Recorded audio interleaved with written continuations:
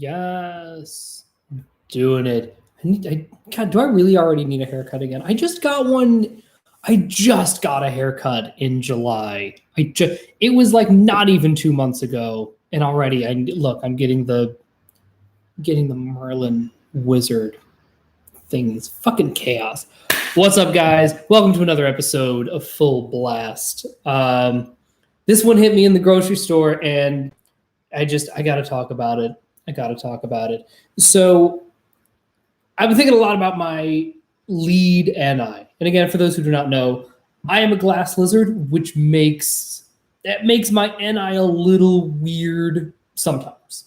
Because what will happen is when I get to blast, right, when my NI is talking to my TE, I'm fucking great, rocking the saviors, we're good.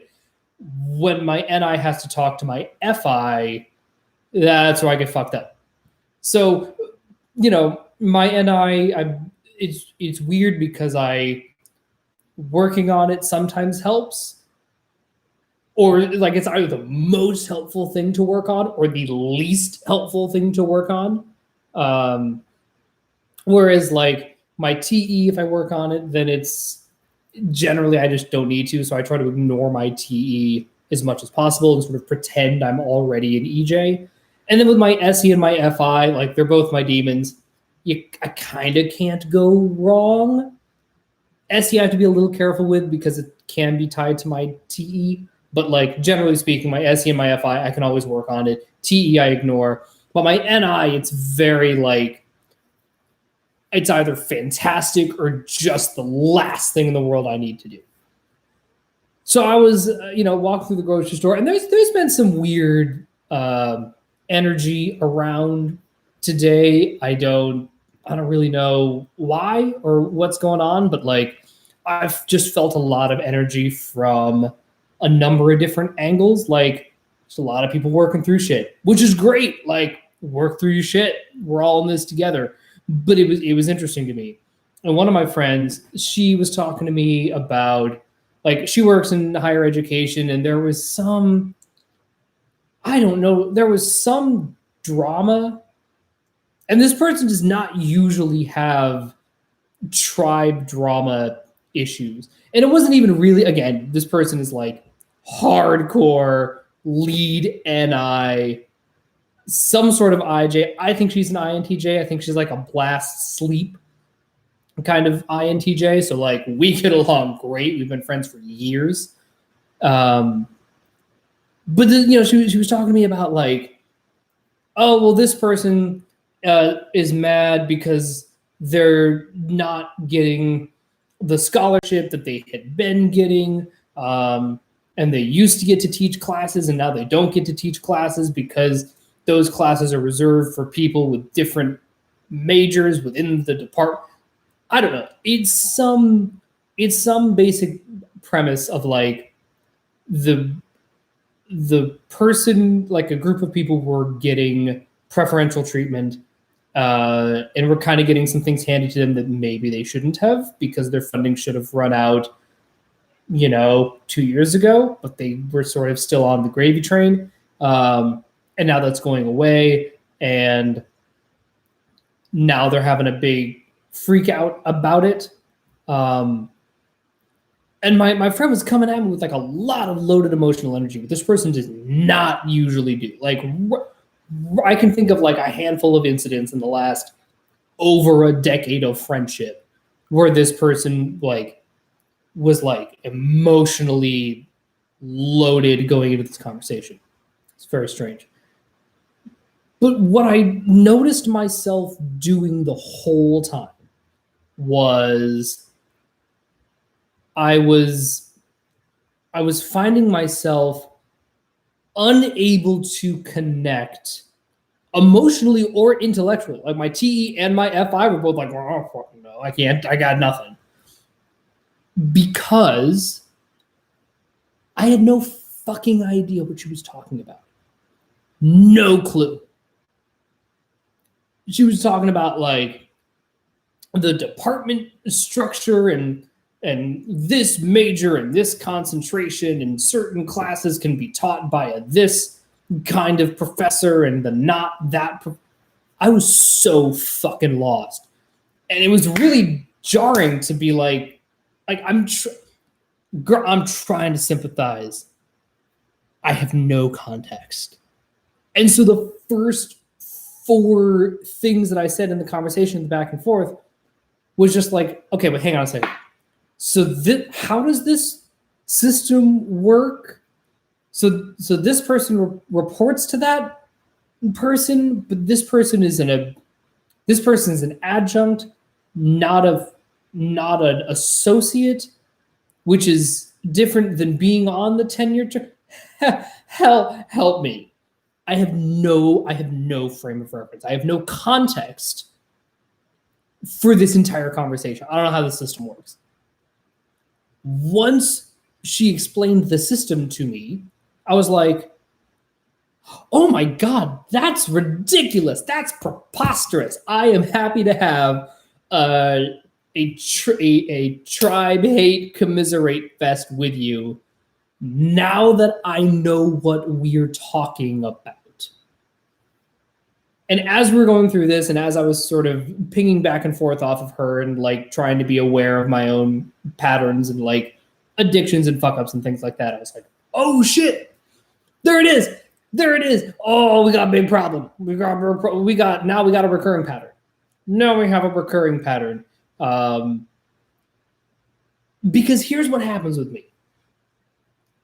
If my lead NI doesn't have context, I think it's not a big deal. And the reason I think it's not a big deal is because my masculine SE at the bottom is double activated. So if it's like, well, if I don't have context, I will get context. Fuck you guys. I will get myself that context, and then we can proceed. But here's what I'm realizing is that I still need the context. Like I'm still obligated to this human need of certainty in order to proceed with the conversation. Like I need to know what we're talking about if I'm going to side with you or not. Again, part of this is my double deciding of like, I'm never going to be the person who's just like, oh my God, you're having a bad day. I don't care that I don't understand what the context is. I don't understand what's going on. I'm just going to be mad at them with you because you're my friend and we are tribe members and we're just against that guy, right? I have mixed feelings about Lil Dicky for a number of reasons. Not least of which is that he collaborated with Chris Brown and like, fuck that guy. But he has a really great song. The first 2 verses are fantastic. Third verse is whatever. But it's called Lemmy Freak. And it's this, so I think that Dave is probably some kind of lead NE, if I had to guess. Probably like a lead consume ENTP kind of guy. If I had to like take a stab in the dark with this guy. And so, but this whole middle verse is him being like, okay, you know, he's like, he just moved in with his girlfriend. They've been dating for 8 months. They live together and she's having tribe drama with her boss at work. And then he's like, okay, well, hang on a second. Explain to me the content. Explain to me the hierarchy in your workplace. But like, so there's Jane, and then there's Dave, and then but Jane's the other boss, but she's the hands-on kind of boss. And then Dave is he's sitting there being like, okay, but hang on a second. But shouldn't your first boss go to your second boss? I'm just trying to understand the context here. And then once that is taken care of, now I can be on your side and we can do whatever. And I was like, and again, she just gets furious at him. She's like, why are you mad at me? He's like, I'm not mad at you. I just don't know what we're talking about. I don't have the context. I don't understand. Now, again, I have offhandedly typed him as lead NE. That's a total guess, but he definitely is single observer, probably, but definitely for sure 100% savior N of some kind. Again, I haven't really dug into him that much. But again, that interaction feels very, very much like what my lead NI is subconsciously doing all day. He's just running in the background trying to be like, I understand this, I understand this, I don't understand that. Do I give a shit? No, great, I don't care. And it's just like constantly filtering, do I understand this? Can I relate this mentally to something else?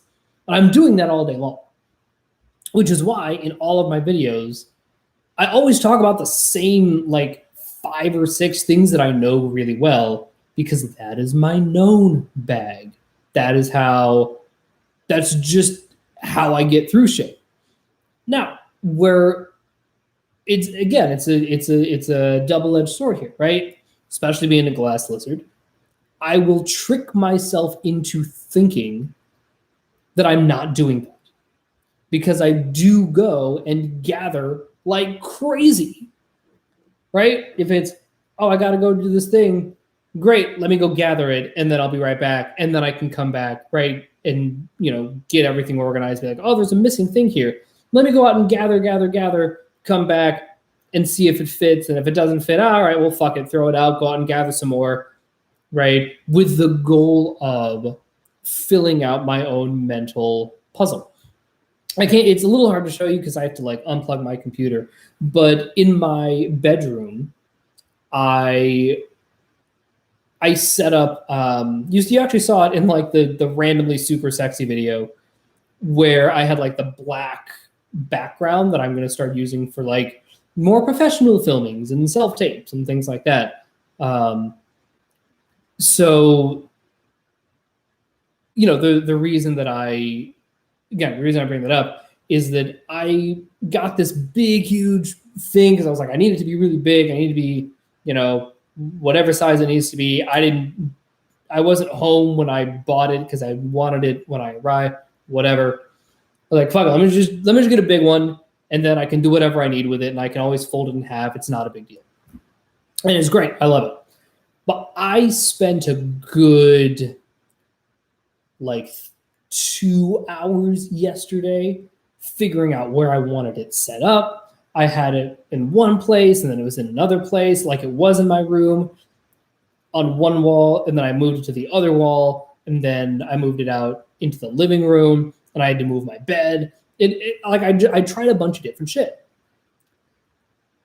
And so the reason it was such an ordeal is because every place that it was, I was like, I've never seen this before.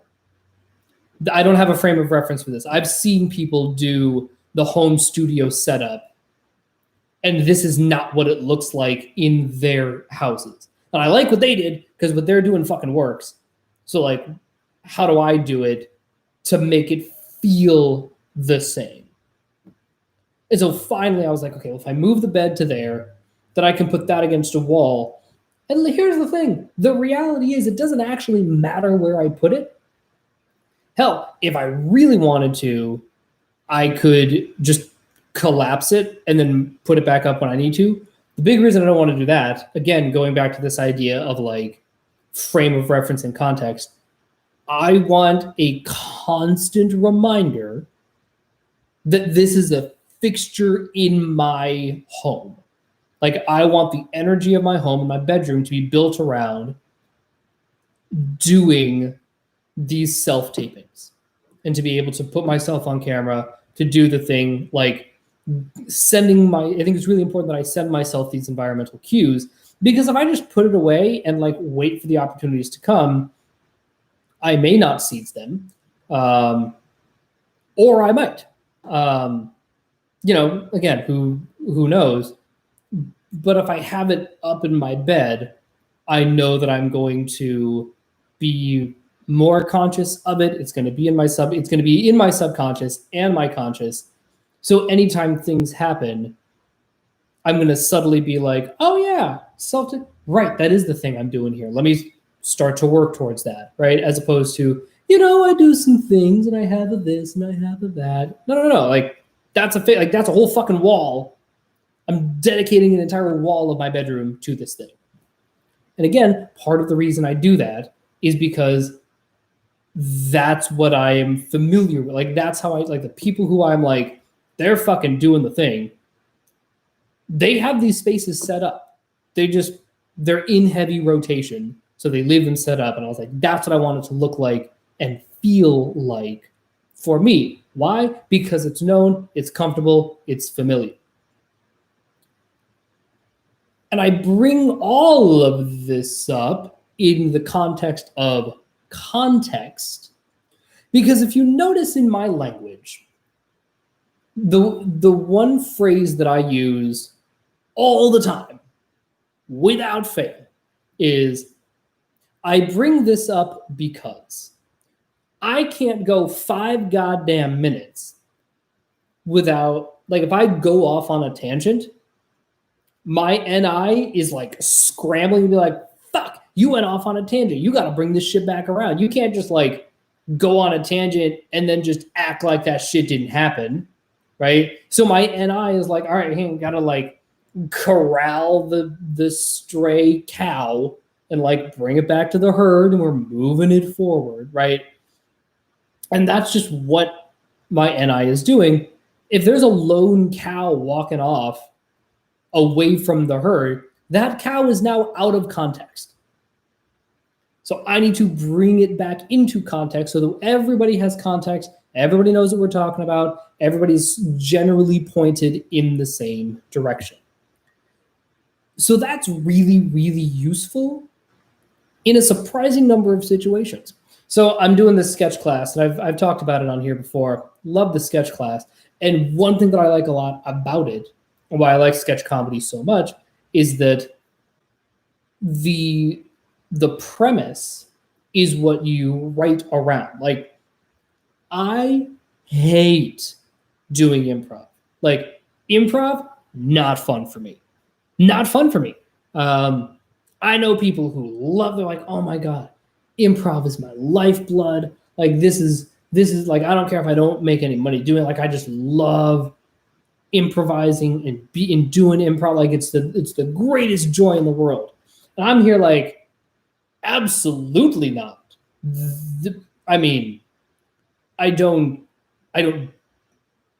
like, I won't like never do it under any circumstance, but the idea of just like, let's improvise just to improvise, I'm going to get wildly uncomfortable.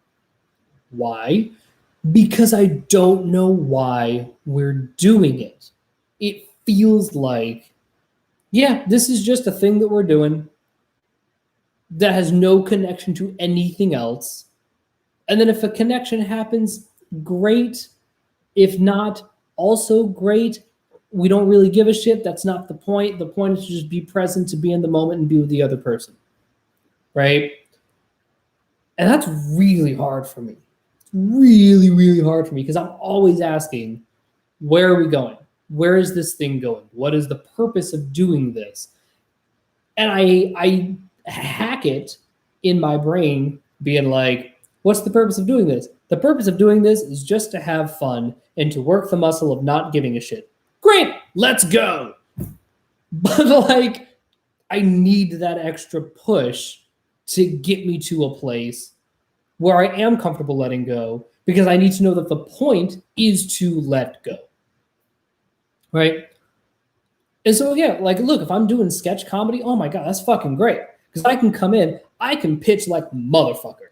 I am legitimately, actually very good at pitching ideas and being able to walk into a room full of, comedian, actor, writers, to be like, all right, I got this idea for a sketch. It's going to be, again, so the one that I pitch that I just always go to, it hasn't turned into anything. I don't really care. But it's like, all right, so we got a sketch, and it's 2 college kids are dating, and they're meeting the parents for the first time, right? Each one of the parents, and the parents take the relationship really seriously, and the kids don't take it seriously at all, and we're just heightening that difference. You two are going to be the parents. I'm going to be the boyfriend. You're going to be the girlfriend. All right, let's go. I have provided a ton of context within which now we can all play, right? But without that, like if we're trying to like find the context, and I get really uncomfortable. And the reason I get uncomfortable is because not only is my savior the end, right? Not only am I responsible for the pattern, the context, the connection, right? I'm responsible for that. It's also introverted. So it's going to be weird. It's going to be subjective. It's going to be very much like, well, this makes sense to me. I can't fucking explain it, but this makes sense to me. Okay, not so helpful if you're trying to like collaborate and write comedy sketches with people. Maybe not the best. Maybe not the best. But that's what my NI is doing all day long, is it's going, okay, what's the context for this? What's the context for this? How does this relate to something else? How does this relate to some, oh, right, so like in this scene, we all understand the basic context of guy brings new girlfriend to meet his parents. And then the unusual thing is that they're taking it more seriously than he is. Great. We all know this. We are all comfortable with this basic premise. And now we can do whatever the fuck we want, right? I'm going to show you something. And it's on my pants. So I don't know if you can see, but there is nothing on my pants. As of about 22 minutes, so probably as about half an hour ago, there was a lot of like beige paint on it. How did I get beige paint on my shorts, you may ask? Well, I was walking along, didn't see a big paint splatter on the ground, stepped in some paint. Now you may be asking yourself, but if you stepped in the paint, why is it on your shorts? Well, I will tell you. Took off my shoes, went to like try to scrub it off. Dumbass didn't take off his nice Lululemon shorts and like got fucking paint on them because it was still wet. I don't fucking know. Fucking sensory, right? But I see here it is. I bring this up because as I was going through that process of like, fuck, I ruined my favorite shorts. I had this weird mini freak out, which I don't have often, of like, well, I don't even know what I'm going to do. Like, motherfucker, you are NITE, blast, play, consume with double activated TE and masculine SE. I promise you can figure this out. You're fine. What is your deal right now? And what it was is that I had never tried to get paint out of something that I cared about and where it was possible to actually get it out, right? Because these are, they're not fabric, right? They're like the nylon, whatever. I was like, I know I can get this out, but I've never tried to get some paint out of something. Like if it's jeans, like, okay, great. The jeans are just fucked. Like whatever, get new jeans. Those jeans are done. You're never getting paint out of jeans or out of a cotton t-shirt. But this, I was like, I know I can do it, but I've never done it before, and I don't have a frame of reference. I was like, well, do I wet it? Because I know that sometimes if I wet it, then maybe it'll set in, and I don't want to let it dry. Like, what do I do? And it wasn't until I was able to connect it to, wait a minute, I've cleaned bathrooms before. Right, and bathrooms have gunk on them, and right, because I would need some sort of like kind of abrasive thing that isn't Right, the little Dobie sponges, right, that are like slightly abrasive but not super hardcore. Oh my god, wait, I have one of those. Right, cleaning these, it's just gonna be like cleaning the bathroom. Great, I got it. And instantaneously, my mood improved. I was like, oh, this is fine. I got this. And then all the other things of like, all right, and then I need the hot water to do that. Like all the shit fell into place once I was able to mentally connect it to something already in my known bag. So it's weird because on so many levels, that's extraordinarily useful. It's enormously useful, especially because I have the feminine NI. I'm not 22 anymore. My box is actually pretty big and abstract and swooshy and flexible, and it can hold a lot of shit in it right now. But on the off chance that something happens to not be in the box, I'm like, you're not in my box. What the fuck are you doing in my box now? You've never been in my box before. Oh fuck. Okay, where do you even go? If you're in my box now, then I guess we could move this around and move that around, and then you could go there. And if I met right in that, okay. Yep. Okay, great. I'm good with that. Let's go. That's what I'm doing. The benefit to that is that when shit does need to get done, and when like a task does need to happen, the amount of time between not knowing and then just getting started to work on it is like minuscule. It's like a couple of minutes max. Almost never do I have this like, I don't know what to do. This is so completely foreign to me that I don't even know. Like, this might as well be like alien space goo.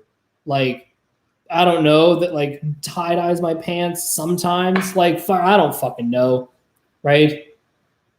Rarely does that happen. Usually I'm able to work through it in a reasonably short amount of time, but it's not effortless.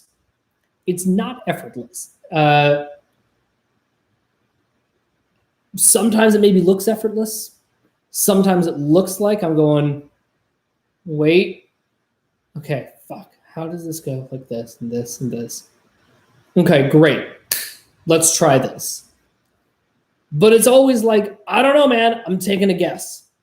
I don't actually know. There was a great story about Martin Scorsese that Jonah Hill told. Because apparently Jonah was working on his mid-90s movie, about to direct that, and he had worked with Martin Scorsese on Wolf of Wall Street, and he was like, hey man, can I like come by for just 10 minutes?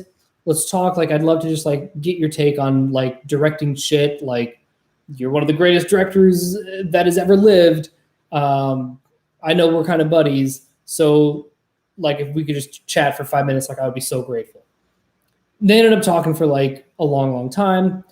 And what he said about Martin Scorsese is that his knowledge, what Jonah said about Martin Scorsese is that Martin's knowledge of films is so robust that there is no problem cinematically that he can't solve in like 30 seconds.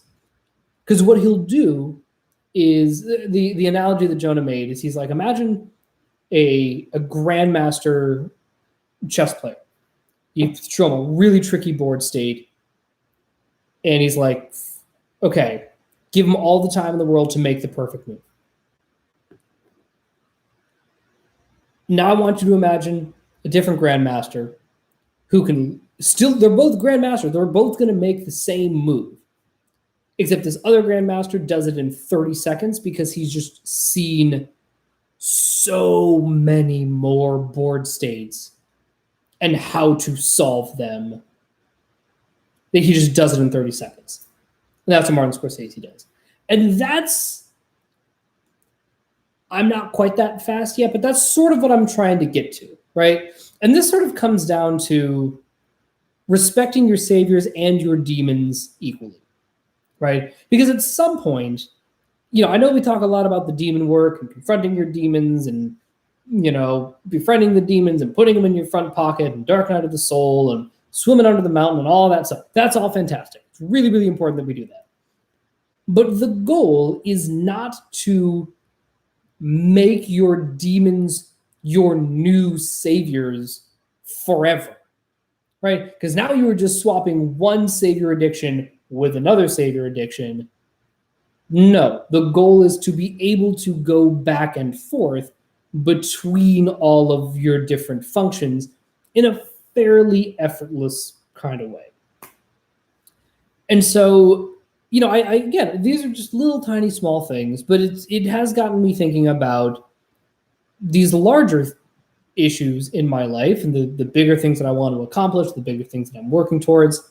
And, look, I remember at the beginning of quarantine when all the gyms shut down, I freaked the fuck out. I was like, I have no idea what I'm going to do to stay fit.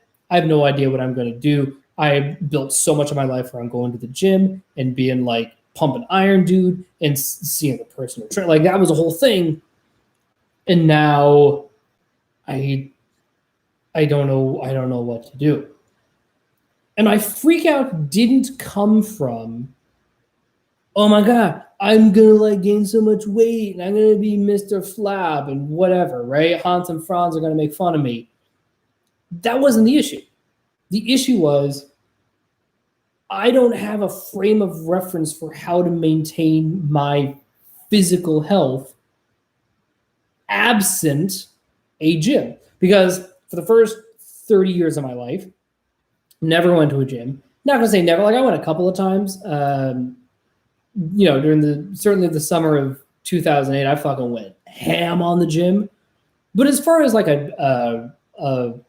a general practice, a thing I really committed to, a thing that I made as a part of my life and whatever, for basically forever, I never went to the gym. Then I started going to the gym, and then I felt better, and my health improved. I got stronger and fitter, and it was fucking great. But I had only ever been able to maintain that with the use of a gym. So all of a sudden, you take my gym away, you have taken my context for a healthy body away. I'm like, fuck, I don't know what to do. I don't know what to do. And then I started walking. Just kind of accidentally. I was like, well, fuck, I gotta try something. And I know I like walking, and I have to get outside. So let me, walk, So, and then I started walking. I was like, oh, okay. Yeah, I can fuck with this. And then I was like, oh, right, I do have the resistance bands that I got sort of early on in the process. I can throw a little bit of that in there. But really just building it around the walking. And now I have a context within which to inform my eating habits, my sleeping habits, my whatever. Because now I have built this context for myself out of scratch, right? And now that's really, really stable, right? No matter what, I know I'm fine. Because gym goes away, it's all good. I can just walk. And then once I start to get more comfortable with that and, figuring out the space in my apartment, and honestly, just when in flow the mood strikes me, I will probably start to do some more real strength training, right? I have the resistance bands. I got push-ups and sit-ups. I can do that shit. So again, that's really where it comes in is over time, slowly building up this context.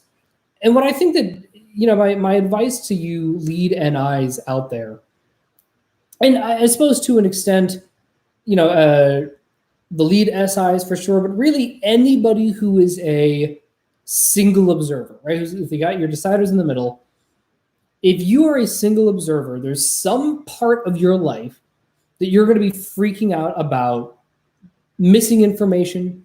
What's the context? How does this connect to that, right? If you're a lead SE dude and you just like buckshot a bunch of SE, and there's like, you know, a poor SI over there being like, well, how does that relate to that? How does that relate to that? There's no, why are we just throwing shit out? Like, can we please just like layer the sensory in a clear, step-by-step, slow and steady manner, please, instead of just throwing it all out there? And that's kind of like how I am with my NI versus the NE, where the NE will be like, what about this idea? You know, what about this analogy or this analogy or this analogy? And I'm like, whoa. Pick an analogy. Pick an analogy that you like, and then we're going to dig as deep as we can into that one analogy. That's what's going to give us the context, not there are 72,000 possibilities. Whee! Like, no! Very stressful. Very stressful. So, you know, to the lead NIs, I would say absolutely acknowledge the fact that your primary human need is context, for sure. Step 2, however, is trust that doing the opposite will get you what you want. So in my case, if I am feeling like I don't see the connections, if I'm feeling stuck, if I'm feeling like here is a problem that isn't in my known bag, rather than looking deeper in the known bag, I just have to like try shit, be present, be in the moment, take the problem at face value, and just deal with it, and then worry about contextualizing it later, rather than going in and being like, we got a problem. Okay, I haven't seen this before, but how can I relate it to something that I have seen before? Okay, right. So this is like on that one episode of The Shield when they did that. Great. All right, great. Let's fucking go. That's fine. That's certainly useful at times. But oftentimes you don't actually have to do that. You can just go straight to, all right, here's the situation. Fuck it. Let's try it. And then we do the thing, and then it's messy, and it works or it doesn't work. And then at the end, we're like, all right, great. Oh, shit. That was like this other thing. Fair enough. And now you're making these connections organically. You're still respecting your box. You're still building your box. We love our box. This is my box. This is my box. I never travel without my box. I think that's the lyric. Could be wrong. It's been a while since I've seen Amal and the Night Visitors. Anyway, but that's what I think the goal of the NI, the lead NI especially, is to just throw yourself into shit and not worry about context. Don't worry about like, is this going to be messy? Is this going to wreck my plans? Because here's the thing, and I'm going to end on this, my fellow NIs. If you gather something that wrecks your plan, then it means that your plan was supposed to be wrecked. I know. I don't like it either. It's not fun. This has been like the big thing that, you know, my other IJ friends have been telling me since like 2014 that I just keep trying to internalize. Like, no.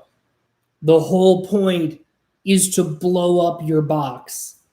And then, because look, if you gather something and it already fits into your box, amazing. I love that. Means that you have a robust box. But, you know, if you gather something and you're like, if I gather this, my entire box is going to be fucked up. You got to be very clear about which version of fucking up your box it is. Because the odds of it being the version of like thing you should actually avoid, being like, yeah, I could mug this little old lady, But then I would get thrown into prison, and that would just fuck up my box. Okay, don't mug the little old lady. Duh. But if it's like, again, the big thing that I've been really working on and processing and thinking about is like, what do I want my acting career to look like? What kind of roles do I want to do? What kind of energy do I want to bring to the acting process, to the world at large, to the whatever? And I keep getting pulled back to like serial drama, like, not comedy. Comedy's great. I love doing comedy. Writing sketch comedy is fun. But the parts of the sketches that I actually like the most are the parts that are the dramatic parts of the sketch. And then the rest are like, that's whatever. That's confetti. That's fine. Like, I can do that in my sleep. I don't care. But like, I want to be on shows like The Shield and Sons of Anarchy and The Americans and Banshee and Breaking, like that kind of shit. And I resisted allowing myself to go there emotionally for so long because for two reasons. One, I have NF last. I was, what do I really want? No, you're not allowed to want shit. Okay. But more importantly, it fucked up my NI box. Even though my NF is attached to my NI, Glass Lizard, it fucked up my NI box of like, no. I see how all of this works. That's not what I do. I'm in this corner of the box. I'm not in that corner of the box. Except that I had that Moana longing of like, but I want to be in that corner of the box. My dream is that corner of the box. And then I'm like, God damn it. And the reason I avoided it for so long is that once I acknowledged that that was actually my dream, that would have fucked up everything I had been building. To which I say, better late than never. Boy, am I glad that I figured out that that is the trajectory that I want. That, like, that's actually my end game. Now, that's not to say that I won't do all sorts of other shit in the middle. But because I know that that is my true end game of, like, the goal is to do that as much as possible, and I'm just going to do whatever I need to get to that point. Now I'm not like settling. Now I'm not chasing this like weird false plateau, to use Aaron Alexander's phrasing. And I'm just like, okay, great. That's what we're aiming towards. I'm glad I figured this out at 34 instead of trying to hammer away at the comedy route for, I don't know, 3 years, 5 years, however fucking long. And then, I'm 39 and a half. I'm about to turn 40 and I'm like, oh, Jesus, this is actually what I want to do. Again, better late than never. But I'm glad I now have the next 6 years before I turn 40 to actually start to work towards that and to make that a goal and to make that a thing. It's going to take a lot of work. It's going to take 6 years to get there. I'm cool with that because now I know what I'm really aiming for. But it required me going out and gathering and fucking up my existing box to make a better box. All right, that's all I got for today. Let me know what you think in the comments below, especially if you are a lead NI IJ. It's an interesting deck of cards we have been dealt. It's very, very interesting. But yeah, be sure to leave a comment below. Be sure to like and subscribe. Check out our Facebook group. And I will talk to you guys later. Bye! And end stream. There we go.